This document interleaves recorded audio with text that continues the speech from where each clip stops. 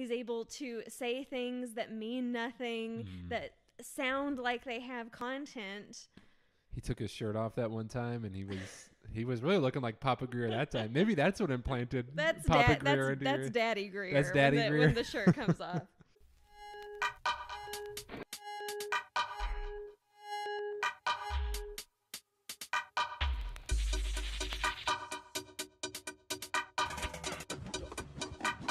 All right, so episode 7. Episode 7 of we don't know how many because we never check. we assume there's 10 of these. We've been saying that there's 10. There's been a countdown to 10. Probably every week, either I'll say to Allison or Allison will say to me. We'll be like, so there's like, what, how many episodes? 9 or 10? And every time we don't end up checking. But we're probably close to the end.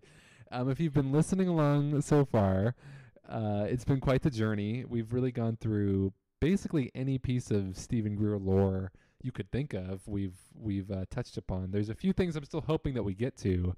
But what was the topic of today's episode? The title is Manifestations of Contact. And how would you summarize this one?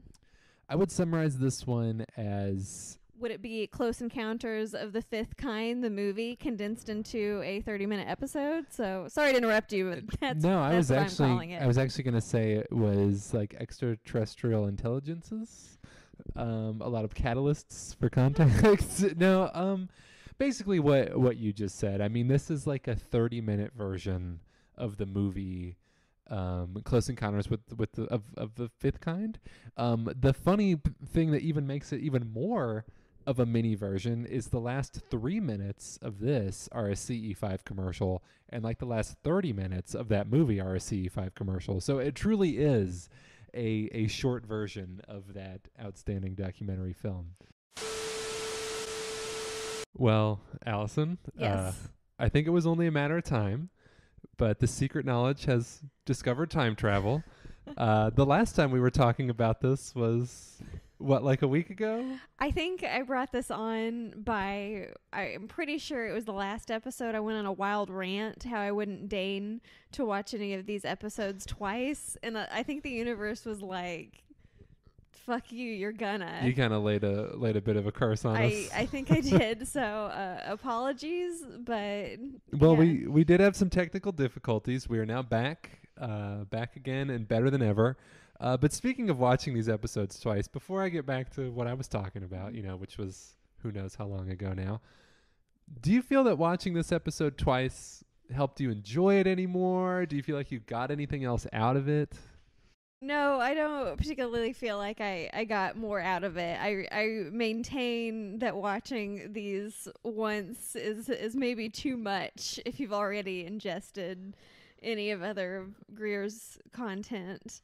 I mean, I was able to track some just stories better, which I suppose I appreciate. It's funny because I actually felt that, and maybe it was just that my interest was gone.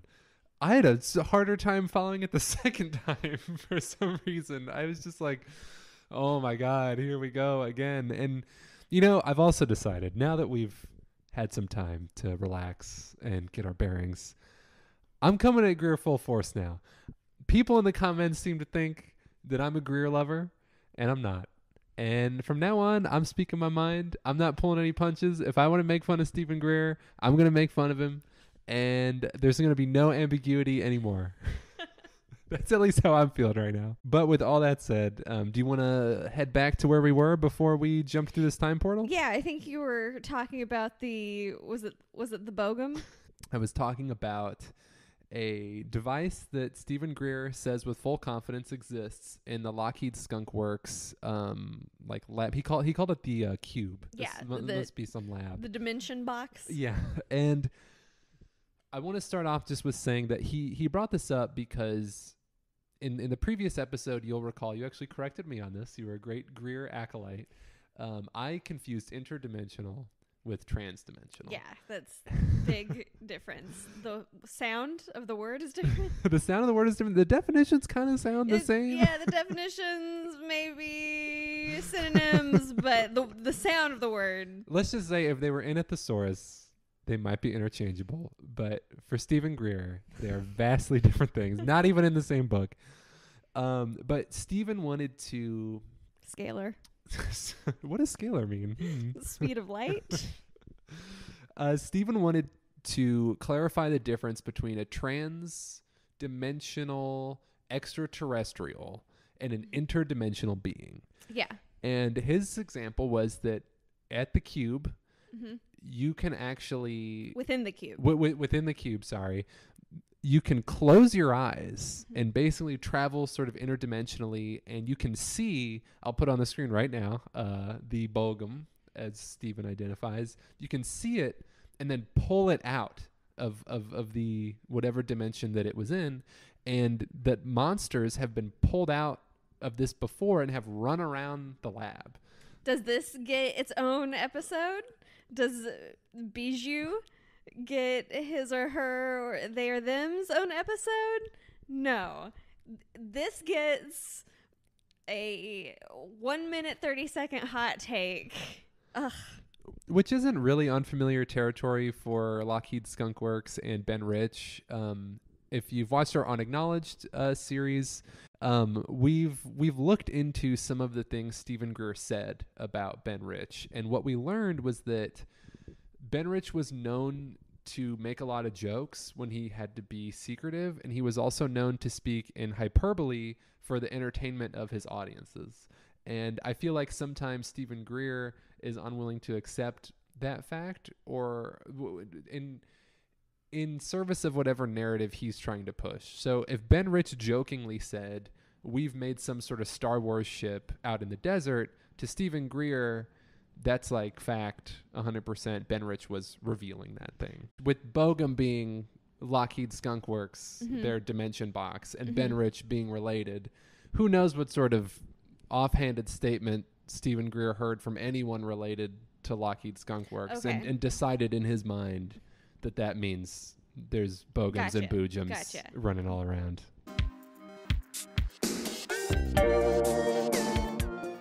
Man, why is everything always happening in Joshua Tree? I was just looking at my Joshua Tree note. This is something when we talk about Greer that sort of speaks to the fact that I don't think that he's just like a guy who has built his life on this and is either so deep in that he can't get out of his lies, or is so convinced of everything somehow that there's no turning back. But he is talking about there being a very subtle energy. They can present themselves in any number of ways. Some ways are so subtle that you really have to be like purely tuned in to the willingness of seeing them. And to me, that just sounds so much of like, open your mind so far that you're willing to take any sign as being the sign that the aliens are here and communicating with you. I just think that if you're encouraging people, like, you can't give necessarily a short list of the ways in which they could present themselves, but you're saying it's so subtle it could be literally anything, such as a celestial level of energy, and increment that I don't actually think bears any measurement, and that's what people are to take as proof. It just seems like it's asking for so much faith to be put into this. I mean, I guess I'm kind of trailing off. I don't know. No, I think that's perfect, and it reminded me a lot of what we picked up on in the very first episode of the Disclosure series, which is that Greer almost operates in this like kind of religious space where it's like, to see these things, you have to be pure of heart and you have to come at them in the right way. But you also then, let's say you saw some sort of ET. Well, it then has to fall under the checklist of the approved Greer categories, which is that like, well, does Stephen agree that there was an ET? Because in all the stories he tells, he's typically the one to identify when they're there, and he tells everybody else when they've arrived. Right. And I just feel like there's so much that smacks of the same type of fundamentalism that I was raised in. I remember he specifically uses that you have to have discernment of what is and is not the aliens. And I just remember the word discernment always floating around my Assemblies of God sermons and prayers. And I was raised partially Assemblies of God, partially sort of evangelical, Pentecostal, non-denominational. But there's a vision, a cut from, I think, to the CE5, CSETI conferences that he runs, where everybody is swaying their hands in the air, and between that and the word discernment, and there's a person claiming to have had his hearing healed by the aliens. I mean, I know that seems so much like proof, but literally all kinds of cults have people that speak up and say that something has healed them. For instance, I recently watched the documentary John of God, which at some point I think I would like to talk a little bit more in depth of how I think the personalities of him and Greer overlap.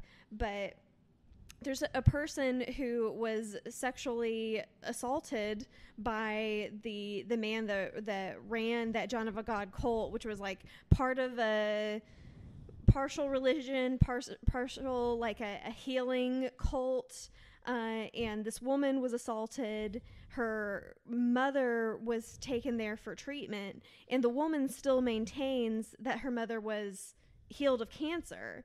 Tell me if this is anything similar to kind of what you were getting at. There's a part early on in this episode where Stephen Greer is talking about the different manifestations that these ETs can come in. And kind of like you pointed out, it goes anywhere from what actually shows on the screen as a red orb, flare-ish object to a celestial level. Can I ask you a question? Go for it. Have you ever looked at the sky and a star kind of twinkled at you? Right. Well, for Stephen Greer, that can also mean that it's an ET. Right. In the Big Dipper when the stars are... Yeah, with the Big Dipper. So in a way, you know, you were saying there might be a similarity between Stephen Greer and this cult leader guy. I feel like the role of the cult leader is you cover your bases in such a way that you can form narratives out of something. So if you're in a cult and someone beats an illness, it's like, okay, I have my symbology laid out that I can now spin this in my own way. Like, that person healed because she was here. Here are the reasons why. You know? Right. Like, there's going to be X amount of unexplainable phenomena that happens amongst the general population. But if you already have something that thousands and thousands of people are being potentially exposed to, you're going to turn up something that you can use to your own ends. Right. And that's presuming that this guy did have a documented hearing condition that was reversed, not any of the other untold ways that this information may be either misrepresented or completely fabricated. I was thinking that same thing, and I know, you know, obviously I'm not coming in with like the documents to say this, but I was also wondering who's to say that guy didn't come to a CE5 conference, bring hearing aids with him, and then the next morning be like, my hearing is better. Like, who's to say he ever had a problem at all? Right. Maybe he can ride the coattails. As someone who had a big screen TV in our family room that was like, I don't know how tall it was. As a child, it felt like it was 6 feet tall. And TBN was literally on so often that the call-in number was burnt into the corner of the screen, and saw people running down the aisles to the televangelists' altars claiming to have been healed. And then a decade later, you know, when you're there and you're in it and you're in the faith, you're like, well, I don't know how this could be explained away. But a decade later, and the articles come out, and it's like, well, yeah, of course I couldn't have thought of that as the explanation for how this is happening.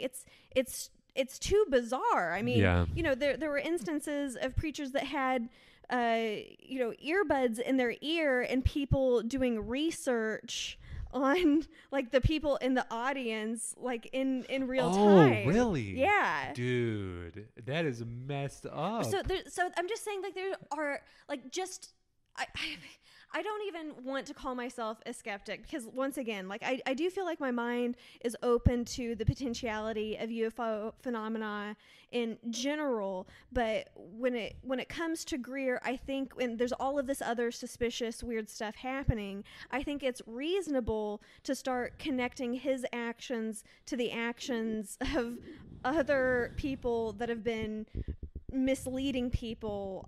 I mean, Absolutely. it just can't be ignored. I think, something we point out a lot is like, we're not just in this project for aliens, we're also in this project for rhetoric.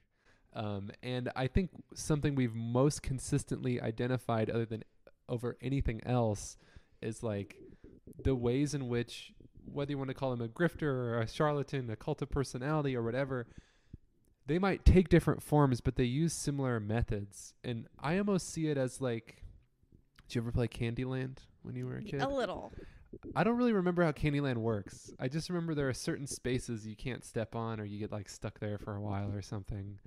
And I almost see it like that. It's like when you're someone like Greer, you lay out these spaces and it's like, okay, someone's on the blue space. This is how I'm going to interact with that person because they know about this thing. It's like, oh, we got a red space person. Like, let's get them in this way. And I also feel like when enough people start to believe it, they'll just do that work for you. You were talking about people having experiences in churches or whatever. One time when I was a senior in high school, and I won't make this too long of a tangent, but I was at church and I went up to get communion and I just started weeping, like out of nowhere. And at the time, I thought that was like a really profound experience. And I was like, oh, that must have been like the Holy Spirit or something like coming to me. And I just started to weep. A few years later, like you said, as time goes on, I remembered that when I was 14, someone told me that same thing happened to them. And I always really looked up to that person. I always really wanted to be that person. I thought they were so cool. And they told me that happened to them when they were the age I was when it happened to me. And like, do you kind of get what I'm saying right. here? Like we don't know what our brains are potentially socking away to be unlocked at a later date. And I think that that's one of the reasons why I'm so interested in the paranormal, but have to approach it in this way, because I too had some spiritual experiences that now I reflect back on in an entirely different way. So when I see people undergoing, I mean, I think you can say that people at CE5 or CSETI or whatever are having spiritual experiences. Mm-hmm. Like I absolutely believe that for sure. And their individualized realities, and knowing that I too was in my own version of that, and it was, so abused. Like I think that there's a real reason to find. I mean, not that like we're not taking down Stephen Greer, right. But I think just making sure that this information has the chance to rise to the surface, along with the profound media influence and platformage that he already has. I mean, right. And there may be someone out there who says like, well, I use the CE5 app and I love it and all this stuff. And, I don't think that that's a bad thing.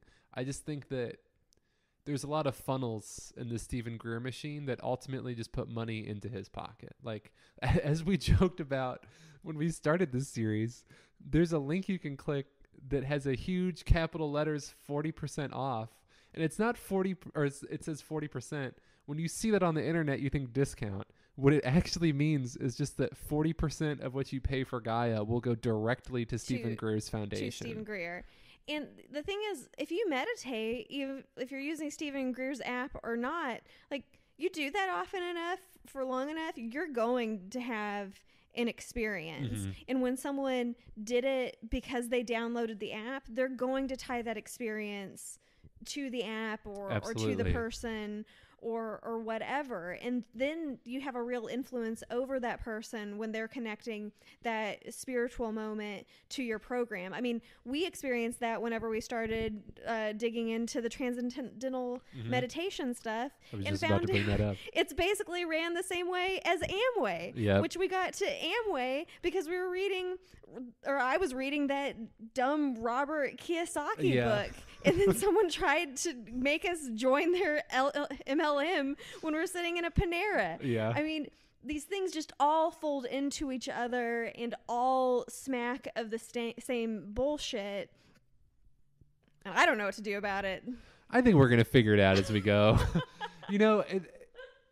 If I could just put a cap on that conversation, I would say, like, I'm happy that we had the experiences we had with certain branches of meditation stuff, even if and when it got a little sus, because at the end of all that, I didn't really end up buying any weird things. I didn't end up going on an Abraham Hicks cruise. Oh man!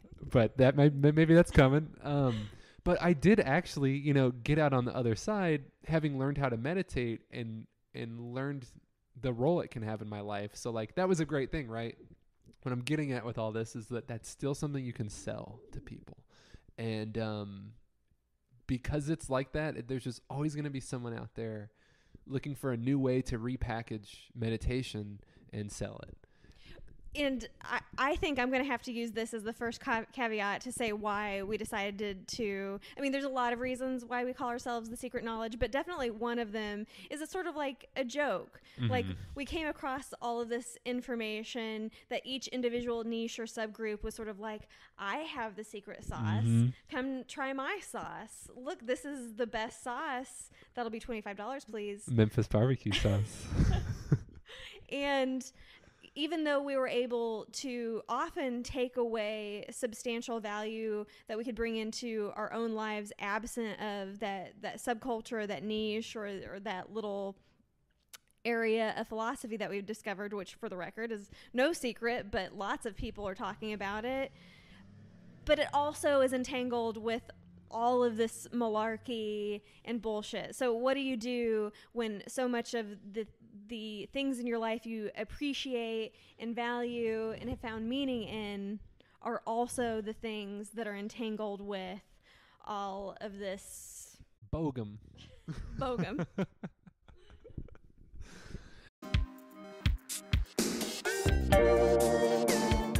So I think my last statement about this is why I'm really excited about getting to talk with At That One Time in the near future about the experience they had going to one of these conferences, as to whether that's going to be they felt like it was all legit or they thought that it was all malarkey despite being believers and experiencers themselves. Right. No, that'll be really cool because, at the end of the day, whether or not a bijou comes, which also there was Bogum, but there's also bijou, which is a little golden man. Oh, the floating cherub goblin Chucky doll. Floating cherub goblin Chucky doll is probably the best description that could be said of that picture. I think that was, I don't know if you just pulled that out of your ass or what, but that was really good. I also think, though, it could just as easily be someone's, like, vape cloud drifting across the mesa. Yeah, that's definitely like a candy store flavored vape cloud. But, okay, this is going to be a tangent within a tangent, but I could not help but laugh at a portion of the episode where Stephen Greer is asking Bijou what his name is. Well, wait, let me finish the thing about that one time. So at the end of the day, whether you saw a bijou or not, you went on what's probably a pretty cool experience. I mean, you go to fairly remote areas and you could experience something out there, whether Stephen Greer is there or not. So I'm excited to hear about that one time's perspective on that. Yeah, I am, definitely. And as far as my own perspective on bijou, I'm sorry, I could not help but laugh when Stephen Greer is describing how he was interacting with Bijou.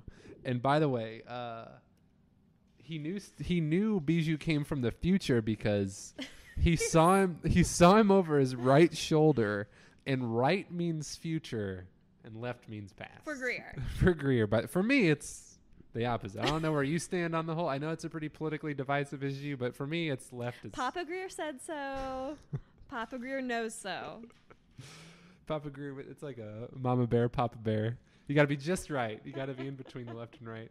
But when he's talking to Bijou, he says, "Is your name Bijou?" And Bijou went, "Beep, beep." Oh, God, the beep beeps, the zip zips. Which, if you didn't know, you might be listening to this and wondering, what does beep, beep mean? Well, it means yes. And then he asks him some more questions, and Bijou beeps and beeps and again. And, you know, maybe one day an alien is going to be in my room and it's going to beep at me and I'm going to be eating these words. But right now, I just thought that was the most ridiculous thing I'd ever heard in my life. Every time, now that I have that skylight in my bathroom, I'm just, they're going to get me. They're coming through the skylight. Your bathroom, I feel like I'm going to get abducted by aliens Yeah. every time I walk in there.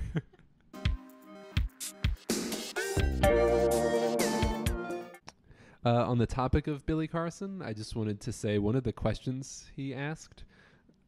You've mentioned a lot throughout this series about how he's not really asking questions. He's just like enabling Greer to be Greer. Right.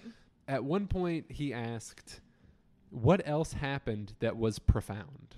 Oh, my gosh. So you're just setting him up there. Right. Like, that's not like, were there any stretches of C5 where there was no contact made? You know, were there any stretches of C5 where you doubted what you were doing? It's just, what else happened that was amazing and profound?